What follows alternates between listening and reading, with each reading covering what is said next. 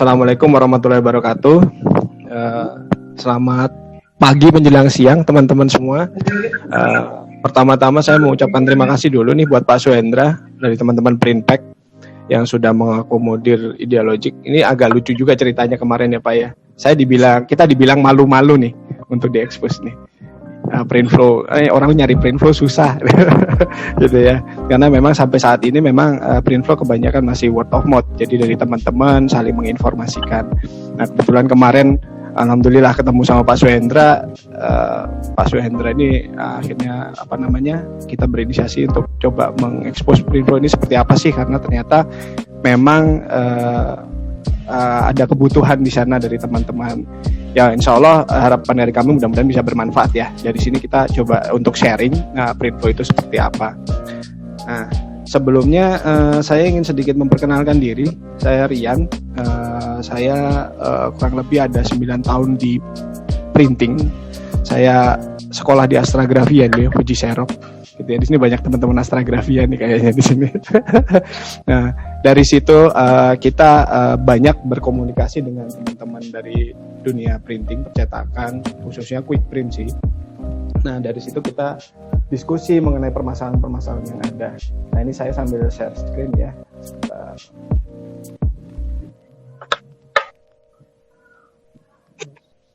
Oke. Saya tes share screen dulu.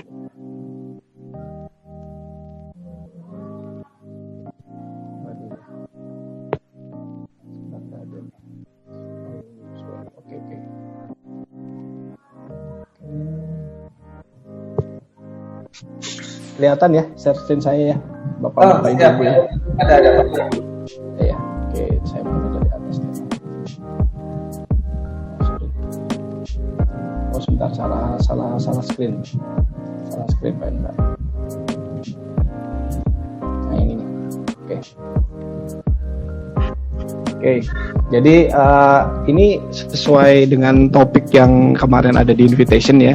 Jadi ternyata profit itu meningkat selain dari order juga dari bisnis yang rapi. Mungkin tadi kita udah sama-sama mendengarkan dari Pak Budi, banyak sekali insight-nya. Dan saya terima kasih juga ke Pak Budi.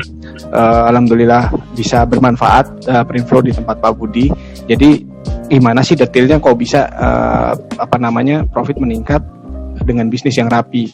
Jadi nggak hanya sekedar kita menambah order gitu ya. Nah pertama agendanya untuk yang mau saya bawakan, pertama saya akan flashback sedikit tentang kondisi saat ini, apa yang terjadi, lalu tantangan bisnis printing yang kita hadapi gitu ya secara general. Nah mungkin nanti juga teman-teman di sini ada masukan karena teman-teman pelaku bisnis printing mungkin lebih tahu dan lebih mengalami secara langsung gitu ya, tantangan bisnis apa sih yang sedang terjadi. Nah lalu setelah itu going through itu gimana kita melewatinya, menghadapinya, tantangan-tantangan tadi. Dan baru di akhir nanti saya coba sedikit ceritakan tentang Printflow, sekilas fiturnya akan seperti apa, lalu kenapa Printflow dan apa yang sekiranya ekspektasi apa yang bisa Anda harapkan dari Printflow gitu ya. Jadi di sini juga kita menyamakan persepsi. Oke. Nah pertama kita semua tahu kita sekarang lagi dalam masa era pandemik ya, ini kondisi spesial sih sebenarnya ya. Jadi kalau kita bagi itu pandemik itu kan ada tiga stage nih, pandemic stage, recovery stage, sama normal stage. Di sini pun sekarang kita masih agak rancu nih, kita lagi dalam posisi apa nih gitu ya. Mungkin masih pandemic stage, masih kita mulai recovery. Yang pasti mungkin keadaan normal, kalau toh normal mungkin kita akan berubah. Keadaan normal yang baru setelah masa pandemik mungkin akan berbeda dengan masa yang sebelumnya. Oke, nah pada saat pandemik ini dimulai, mungkin hingga saat ini, ketika saya sering berdiskusi dengan teman-teman juga, banyak yang mengeluhkan gitu ya, aduh order saya turun nih, omset saya turun nih. Nah itu mungkin terjadi di semua lini bisnis, jadi nggak sekedar di bisnis printing. Lalu sampai ada pertanyaan, nah bisnis ini gimana? Apakah bisnis ini akan turun gitu ya? Nah sebenarnya kalau kita muncul pertanyaan seperti itu mengenai bisnis printing sendiri, ini tergantung dari kitanya, karena dari beberapa hasil diskusi kita menemukan bahwa printing ini adalah industri yang fleksibel. gitu. Jadi dia bisa bergerak kemana saja sebagai supporting bisnis maupun core bisnis untuk membantu bisnis lain gitu. Jadi sangat-sangat fleksibel gitu. Nah, lalu kita masuk ke secara general tantangan bisnis printing itu apa sih?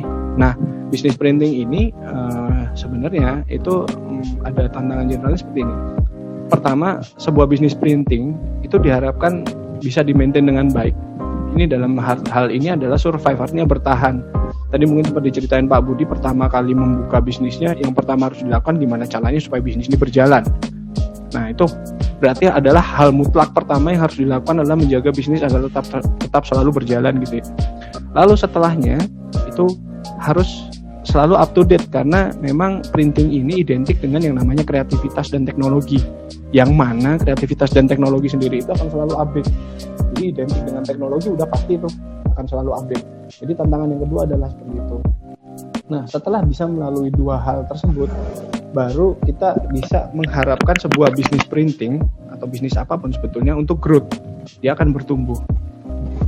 Setelah bertumbuh dan semuanya sudah stable gitu ya, bisa dijalankan dengan baik, growth-nya baik gitu ya. Kita bisa melakukan ekspansi bisnis.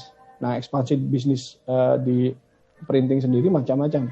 Dari mulai model bisnis yang baru, intinya adalah untuk mendongkrak revenue dan profitabilitas.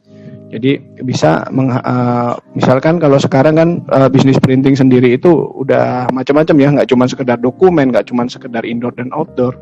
Sekarang sudah masuk mulai ke tekstil, bahkan sekarang kayu aja gitu di print istilahnya ya, kurang lebih seperti itu. Nah, tantangan tadi ada beberapa permasalahan yang terkadang itu menjadi bottleneck atau pengganjal untuk kita bisa melalui kuadran yang 4 ini tadi. Dan terkadang permasalahannya itu hal-hal yang agak sepele gitu ya.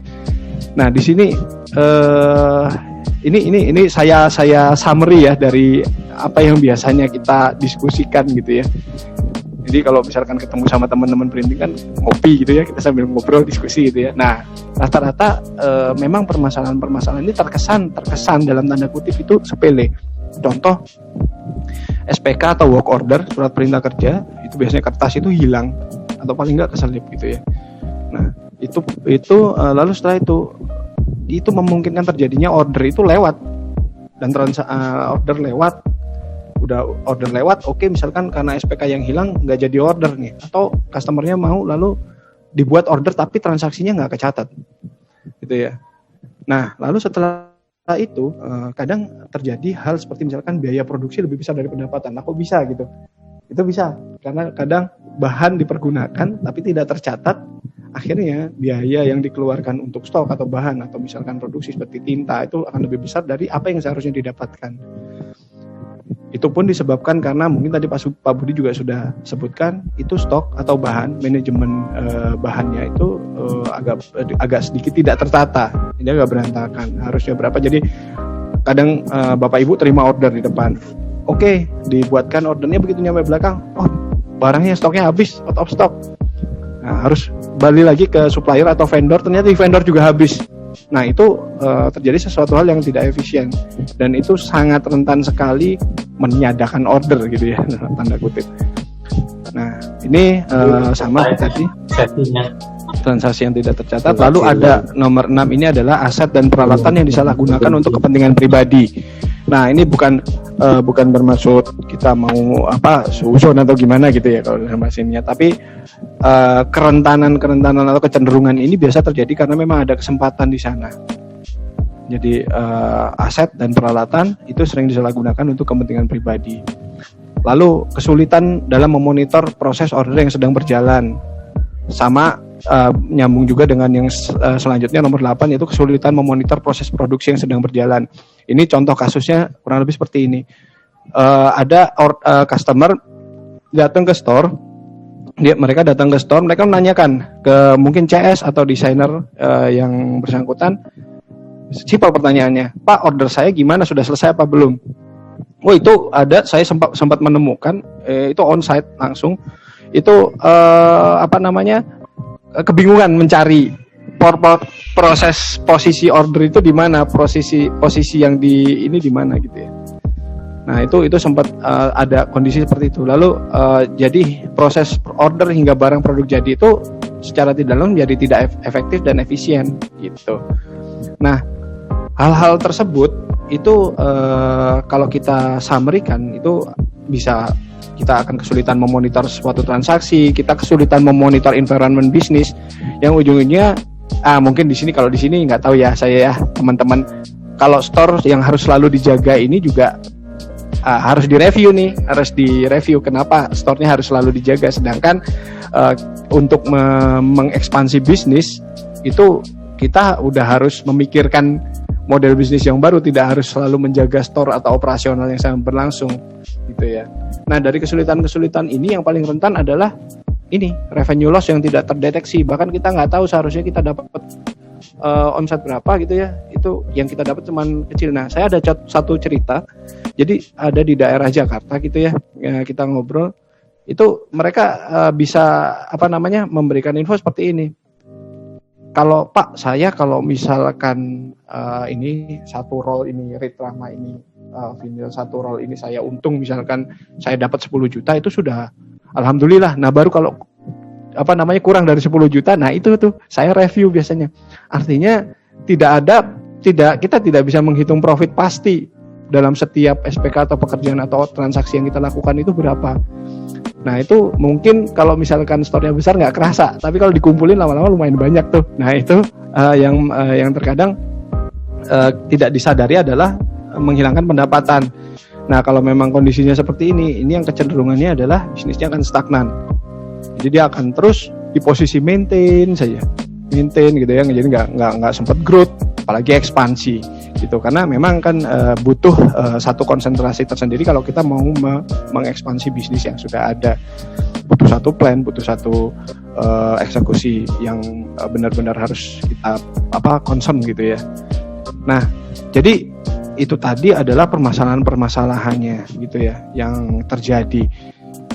Gimana nih caranya kita melewati atau menghadapinya gitu ya.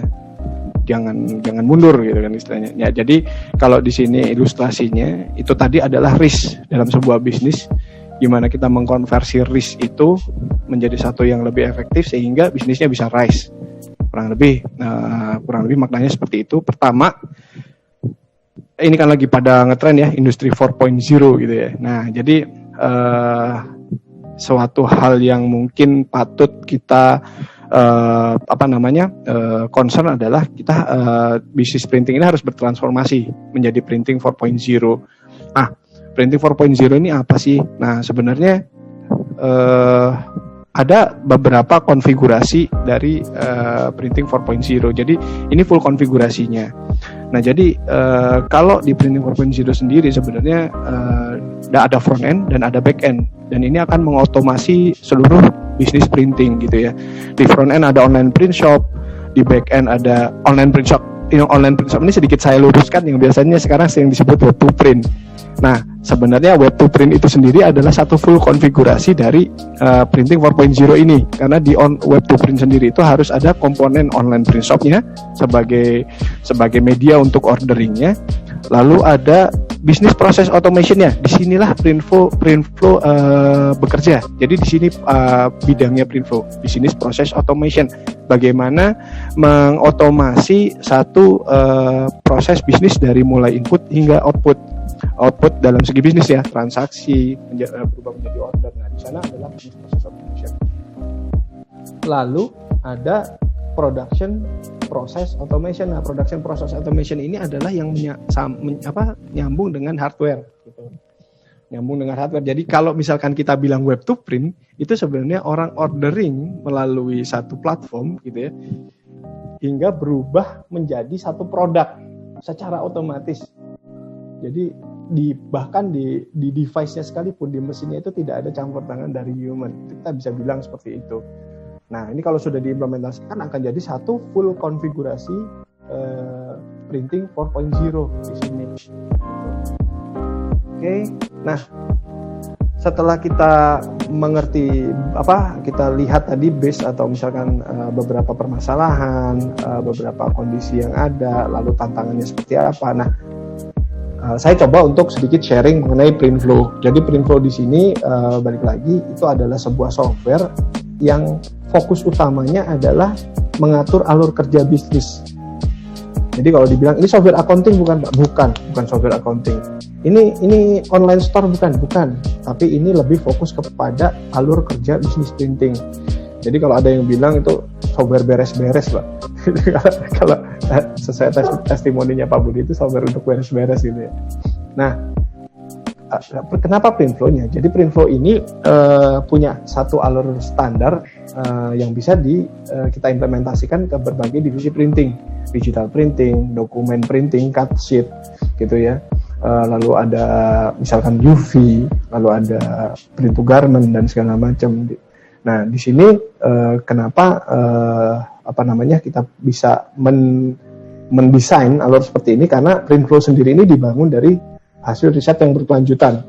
Jadi dari sebagai solusi tadi, dari permasalahan yang tadi, dan ini saya bisa bilang begini, ini bukan kita sendiri nih yang mendevelop, tapi kita bersama-sama dengan teman-teman printing. Dan kalau dibilang software seperti ini, tidak ada yang namanya kata selesai, karena printing sendiri itu akan terus berkembang. Jadi kalau dibilang, softwarenya udah nih sampai sini, udah done gitu, enggak, karena nanti akan ada terus perubahan. Karena simpelnya gini, ngeprint paper, misalkan ya, dengan ngeprint, mungkin bapak-bapak lebih tahu ya, bikin laser engraving atau cara perhitungannya beda. Nah, di sana pun software ini akan terus mengikuti sesuai dengan yang baru. Nah, yang baru lagi misalkan DTF ya sekarang. Nah, itu cara perhitungannya seperti apa nanti akan kita implementasikan di sana. Nah, lalu nextnya, nah kita masuk ke fitur-fiturnya Printflow itu sendiri. Nah, kenapa Printflow kalau yang seperti dibilang oleh Pak Budi tadi, apa yang membuat Printflow dirasa bisa membantu gitu ya? Harapannya bisa membantu teman-teman untuk memanage satu bisnis printing gitu ya. Nah, itu pertama, Printflow itu mempunyai fitur workflow management yang di dalamnya itu memanage alur bisnis prosesnya sendiri, lalu memiliki SPK digital. Nah, SPK digital ini kalau memang sudah full implemented, itu harapannya nggak ada kertas lagi Pak buat bikin SPK gitu. Nah, lalu ada juga point of sales. Nah, ini terpisah, point of sales itu terpisah. Jadi kalau dibilang software point of sales only, bukan, ini bukan software point of sales, tapi lebih ada selain point of sales juga.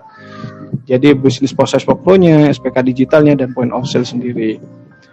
Nah, yang di-handle itu di bagian apa saja sih oleh bisnis prosesnya Printflow ini, dari mulai input, dari mulai order diterima gitu ya, customer datang ke store, lalu proses produksinya itu dimonitoring, kapan mulai masuk ke printer, dikerjakan oleh siapa, lalu selesainya kapan, itu di sini dimonitor semuanya. Jadi sampai dengan output finishingnya, pengambilan barangnya, di sini akan dimonitor. Jadi nggak ada lagi Pak kalau misalkan customer datang tanya nih order saya sampai mana, itu benar-benar bisa dijawab detail. Bapak ordernya nih, kartu namanya ngeprintnya masih di finishing oleh si A, akan kira-kira selesai jam sekian. Nah, itu bisa kita jawab, dan hal-hal informasi seperti itu sebenarnya yang diinginkan sebagai servis kita ke pelanggan gitu. Nah, lalu yang kedua, fitur selanjutnya adalah, jadi setiap karyawan itu nantinya akan memiliki dashboardnya masing-masing, akan memiliki loginnya masing-masing. Itu per user, bukan per divisi bagian bisnisnya ya, misalkan operator, CS, bukan, tapi per user. Misalkan si customer service ini ada, atau desainer ini ada 5, ya 5-5-nya akan memiliki dashboard masing-masing. Jadi mereka akan bertanggung jawab atas pekerjaannya masing-masing.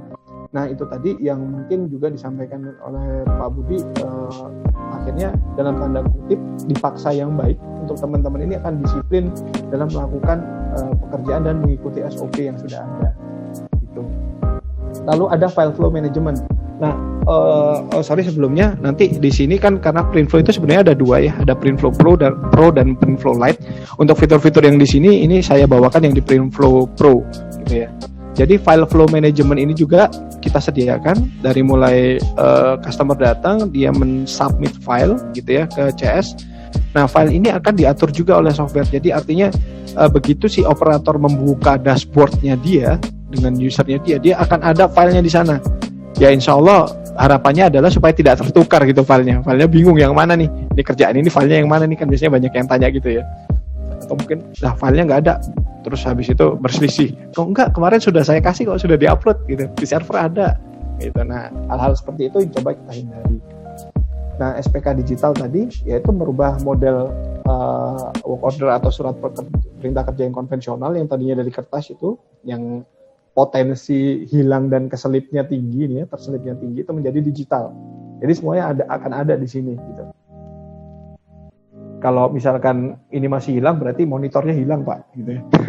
Bukan kertasnya lagi. Nah, lalu point of sales ini lebih ke pengatur pencatatan transaksi untuk pembayaran dan segala macamnya.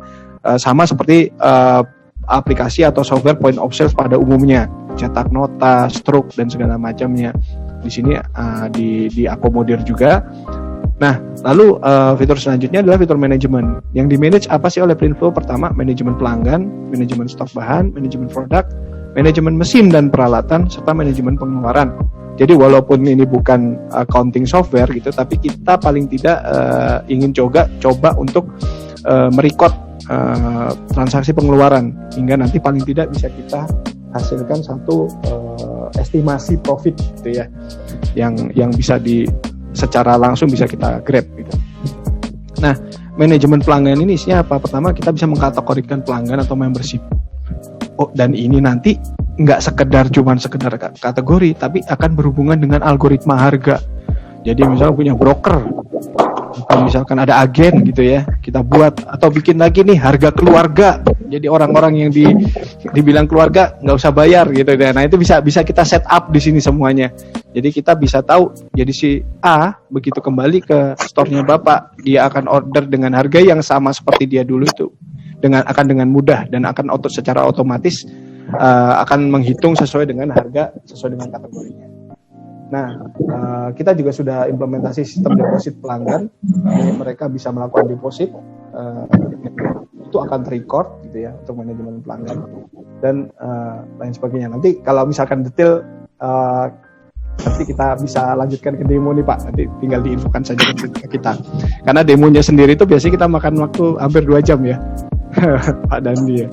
Nah, lalu manajemen stok bahan seperti yang tadi diceritakan oleh Pak Budi. Nah, ini akan secara real time bahan ini berkurang.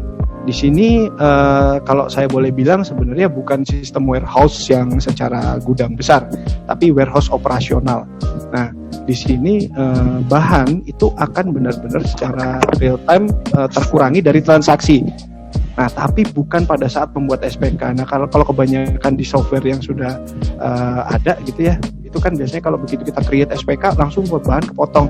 Kalau ini enggak, karena dia menghandle semua bagian dari printing. Jadi benar-benar real time ketika barang atau order ini dikerjakan, baru stok sudah selesai dikerjakan, baru stok itu berkurang. Dan stok ini berkurangnya nggak one by one. Nah, nanti kita lihat di next-nya. Nah, di manajemen produk. Nah, untuk Printflow kita buat manajemen produk ini, produk itu bisa sebagai build of material atau stok, dan produk sebagai build of product. Artinya apa? Bapak punya produk itu bisa terdiri dari berbagai macam stok. Misal kita buat kartu nama. Kartu nama itu ada kertasnya, ada jasa potongnya, kalau ada laminasi ada laminasinya, lalu ada boxnya. Nah, itu ada 4 material di sana. Dan nantinya stok yang terpotong akan stok 4 material ini yang terpotong. Jadi nggak cuma satu. Nah, ini sebagai produk sebagai build of material. Nah, tapi serunya di printing apa? Produk itu nggak hanya sebagai build of material aja. Bisa juga produk itu terdiri dari berbagai macam produk. Contoh, kita bikin majalah atau buku. Nah, buku yang ternyata covernya dengan isinya itu bahannya berbeda. Covernya sendiri itu udah jadi satu pekerjaan sendiri, satu produk tersendiri. Dia butuh butuh kertasnya, misalkan pakai art paper 260 gitu ya, lalu butuh laminasinya, butuh jasa lipatnya, ini jadi satu produk tersendiri digabungkan dengan produk lain, misalkan isinya, print isinya saja, itu bisa kita build seperti itu, se-custom itu untuk di Printflow ini. Nah memang di sana serunya printing ya, produk yang custom itu tadi. Lalu, saya kembali sedikit. Nah, ini pun tergantung oleh stok. Di sini manajemen stok ini sudah support untuk berbagai macam perhitungan harga. Jadi tidak hanya perkalian standar kayak default gitu ya, tapi bisa luas atau bisa meter lari. Mungkin di sini Bapak udah banyak yang pasti ada yang bermain di digital printing indoor outdoor ya. Nah, di sana perhitungannya pun bisa beda-beda. Bisa luas, terus bisa meter lari. Ini kita support di sana. Nah, lalu selanjutnya manajemen mesin dan peralatan. Nah, di sini mesin bisa kita masukkan semuanya, kita data. Bahkan kalau misalkan ada yang support dengan click charge atau counter. Mesin Printflow ini memiliki counter juga. Fungsinya ini nggak sinkron dengan mesin. Karena kalau sinkron nggak akan ada fungsinya. Nah, fungsinya sebenarnya apa counter ini?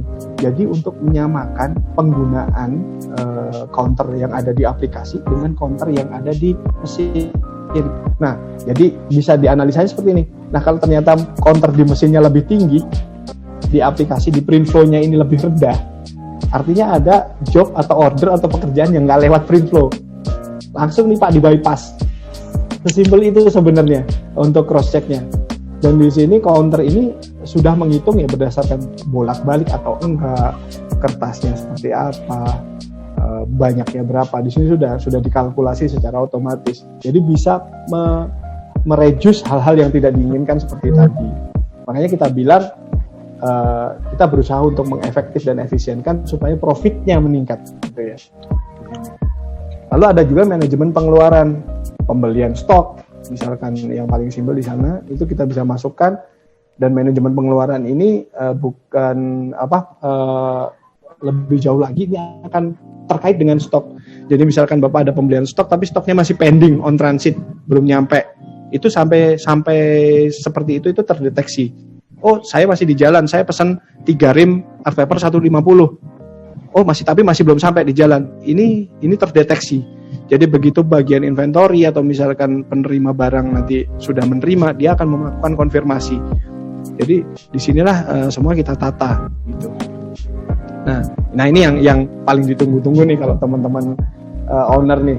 Jadi reporting ini isinya adalah dashboard laporan, lalu ada laporan kasir, laporan piutang, dan ada cash flow sebenarnya. Ini nanti kita coba lihat di dalamnya.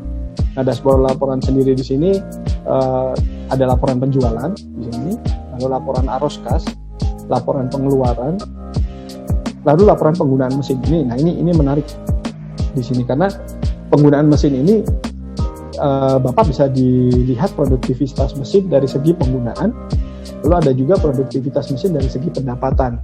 Penggunaan ini adalah seberapa seringnya dipakai melakukan pekerjaan. Kalau pendapatan ini menghasilkan apa enggak. Jadi kan belum tentu ya Pak, mesin yang sering dipakai tapi cuannya lebih tinggi. Kadang mesinnya dipakai dikit tapi cuannya lebih tinggi, ada tuh gitu. Jadi untuk menghasilkan barang-barang yang kreatif. Nah ini ada satu cerita unik dan menarik gitu ya. Ada salah seorang pengguna, teman yang menggunakan Printflow ini di Jawa Tengah, itu mau menjual mesinnya, itu menyertakan chart bahwa dia alasannya menjual mesinnya apa.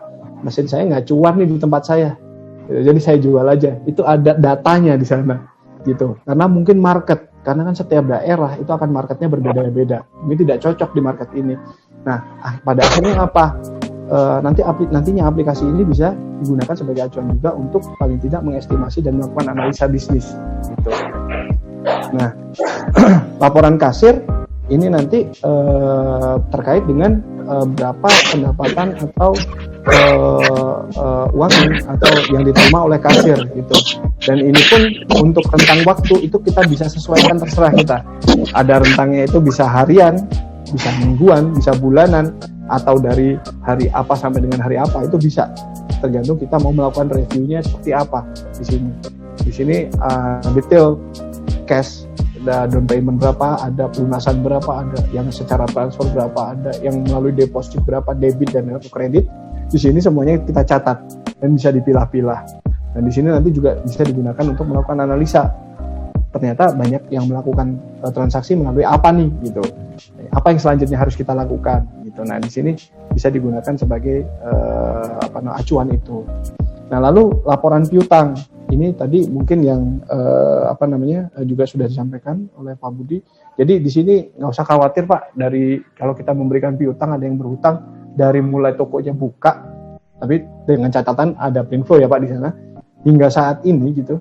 Itu semuanya terrecord dan itu tinggal di search saja dan bisa kita kumpulkan by pelanggan, lalu kita tagihkan secara sekaligus dengan rincian-rinciannya gitu. Di sini ada semua. Jadi nggak ada lagi istilahnya, wah uang saya yang masih di luar berapa ya, gimana cara nagihnya? Ya bener nggak ya segitu ya gitu ya. Nah di sini semuanya itu sudah terrecord. Gitu. Nah selain fitur-fitur utama tadi juga sekarang ada fitur pendukung. Fitur pendukung ini opsional. Jadi kita di sini fitur di Printflow ini banyak, tapi akan dipergunakan sesuai dengan kebutuhan Bapak. Jadi kita bikin satu software itu memang semi sandbox. Jadi kan kalau saya main ke tempatnya printing A, printing B, itu cara berbisnisnya berbeda-beda, SOP-nya berbeda-beda, bagaimana menservis pelanggannya berbeda-beda. Jadi ini akan ada penyesuaian dengan apa yang terjadi kebijakan SOP ataupun proses bisnis yang ada di tempat Bapak gitu. Nah, fitur-fitur pendukung ini contohnya kita sudah support WA atau SMS untuk notifikasi pekerjaan selesai. Itu ada, lalu bisa disinkronkan dengan online server karena bentuknya web based, jadi implementasinya ini bisa kita implementasikan online ataupun offline. Nah, dan kalau misalkan ada dua server seperti itu bisa disinkronkan antara online servernya dengan offline servernya. Karena kalau kita hanya sekedar depend atau bergantung pada online server saja, itu akan sangat bergantung pada yang namanya koneksi internet. Ketika koneksi internet mati gitu ya, udah nggak kerja, nggak bisa seperti itu. Jadi kita ada fitur untuk sinkronisasi dengan online server. Di sana juga memungkinkan untuk kita kirim invoice via WA atau SMS gitu. Lalu kita juga langsung berikan sistem antrian, walaupun sederhana, paling tidak ini bisa untuk mengatur kondisi antrian pelanggan. Dan kita juga tetap, karena di printing ini custom gitu ya, kita menyediakan customisasi. Contohnya kayak user privilege. Jadi user privilege di Printflow ini secara default ada kurang lebih ada 6. Super admin, ada customer service, ada designer, ada operator, ada finishing, dan ada kasir. Nah, kalau misalkan saya mau ada satu orang, misalkan store manager saya buatkan yang mereka bisa akses A, B, C, D, itu kita bisa customkan. Jadi kita bisa buatkan satu user yang memang secara privilege dia itu custom. Lalu custom untuk jenis divisi dan pekerjaan juga kita bisa itu misalkan saya baru beli mesin UV, kemarin belum ada pekerjaan UV, kita mau tambahkan, itu bisa ditambahkan juga. Jadi divisi jenis pekerjaan dalam printing ini bisa ditambahkan. Nah, seperti diinfokan juga, tantangannya sebenarnya bukan ke hal yang teknis, tapi lebih kepada pertama itu merubah kebiasaan kerja dari yang sudah ada menjadi ke digital atau dengan menggunakan sistem. Yang kedua adalah input data sebenarnya. Jadi saya yakin tempat Bapak di print shop Bapak itu barang banyak banget, karena kan kalau printing itu produknya hampir bisa dibilang hampir unlimited kali ya. Apa yang bisa kita ciptakan itu banyak banget. Nah, di sini kita juga memang kalau misalkan berkenan itu ada data input service untuk di awal implementasi gitu. Nah, jadi kenapa Printflow gitu? Pertama, kami berjalan mulai develop itu kurang lebih tahun 2015-2014. Nah, dari sana memang dari base teman-teman yang ada di Printflow sendiri ini sempat ada memang kita dari dunia printing gitu ya. Jadi paling tidak kita punya kemampuan untuk menerjemahkan kompleksitas bisnis printing ini dalam sebuah software. Karena kita memang meyakini bisnis printing itu kompleks dan seru gitu. Jadi banyak hal-hal yang memang sulit kalau misalkan hanya developer gitu untuk mentransformasikan atau menerjemahkan bisnis tadi ke dalam sebuah software. Nah, lalu ini pun dibangun dengan riset yang berkelanjutan oleh praktisi, pengamat dan pelaku. Karena dari hasil diskusi tadi kita kita build, kita develop, dan sekali lagi kita bilang ini software yang nggak akan pernah selesai. Karena dia akan terus berkembang mengikuti kondisi dan bisnis printing yang berkembang juga gitu. Dan di sini juga Printflow adalah sebuah dedicated software. Jadi skema investasinya jelas. Nah, concernnya apa? Ketika Bapak akan membuat satu software, kebetulan saya developer lalu saya terjun ke printing, saya programmer lalu saya terjun ke printing. Nah, ketika ingin membuat software dan ternyata di tengah-tengah perjalanan mendevelop software itu kita akan menambah satu fitur gitu, karena memang baru kepikiran. Begitu pas baru dipakai setengah, oh iya ini harusnya ada gini nih, oh iya ini harusnya ada gini, oh harusnya seperti ini. Akan ada satu revisi, akan ada satu pembetulan atau penambahan ataupun pengurangan. Itu biasanya kalau developer atau programmer yang kita hire itu akan melakukan additional charging, jadi ada fee tambahan. Jadi nggak perlu kita sebut itu Pak. Ada salah satu case juga dari develop awal gitu ya, dari murah nih investasinya, lama-kelamaan membengkak sampai menjadi satu mesin. Dan itu secara developer itu wajar Pak, karena kalau kita sebagai, misalkan kita melakukannya sebagai project base, saya sebagai web developer, di Idealogic juga ada service base, project base. Kita kalau menggunakan project management model agile, jadi dia akan terus berevolusi, artinya nggak ada patokan timeline tertentu, itu akan terus ada biaya yang terjadi gitu. Dan yang pasti ini 100% karya anak bangsa ya, kita orang Indonesia sih Pak semuanya gitu ya. Dan engine itu semua kita buat sendiri. Jadi memang engine ini engine yang dedicated. Kenapa? Karena concernnya adalah performance. Jangan sampai begitu sudah setahun jutaan lebih jadi jadi lambat gitu ya. Nah, di sini kita concernnya di sana. Makanya kita coba gali apa sekiranya engine teknologi apa yang misalkan bisa mengakomodir. Oh, ternyata memang kita bisa yang paling efektif ternyata kita building sendiri, dan kita compare dengan yang lain secara performa masih oke yang kita building gitu. Jadi dari Printflow ini apa sih harapannya, ekspektasinya yang bisa Anda dapatkan gitu ya. Jadi menyamakan ekspektasi ini, jangan sampai over ekspektasi atau under ekspektasi juga gitu. Nah, pertama, otomatis karena Printflow ini bermainnya adalah di alur kerja, harapannya adalah Bapak dan Ibu ini bisa mendapatkan alur kerja dan transaksi yang lebih teratur. Jadi akan lebih mudah untuk memanage dan memonitor. Dan seperti Pak Budi tadi sampaikan juga mungkin itu memungkinkan untuk sistem penilaian karyawan, karena setiap user, setiap karyawan itu akan memiliki loginnya masing-masing, dan itu akan terdeteksi apa yang dia kerjakan, seberapa lama mereka mengerjakan. Itu di sini ada. Jadi memungkinkan untuk melakukan itu, lalu meminimalisir terjadinya out of stock. Nah, di sini akan ada notifikasi, misalkan saya punya stok art paper 150 3 rim. Nanti notifikasi saya buat kalau misalkan tinggal 100 atau 200 lembar, nanti ada notifikasi.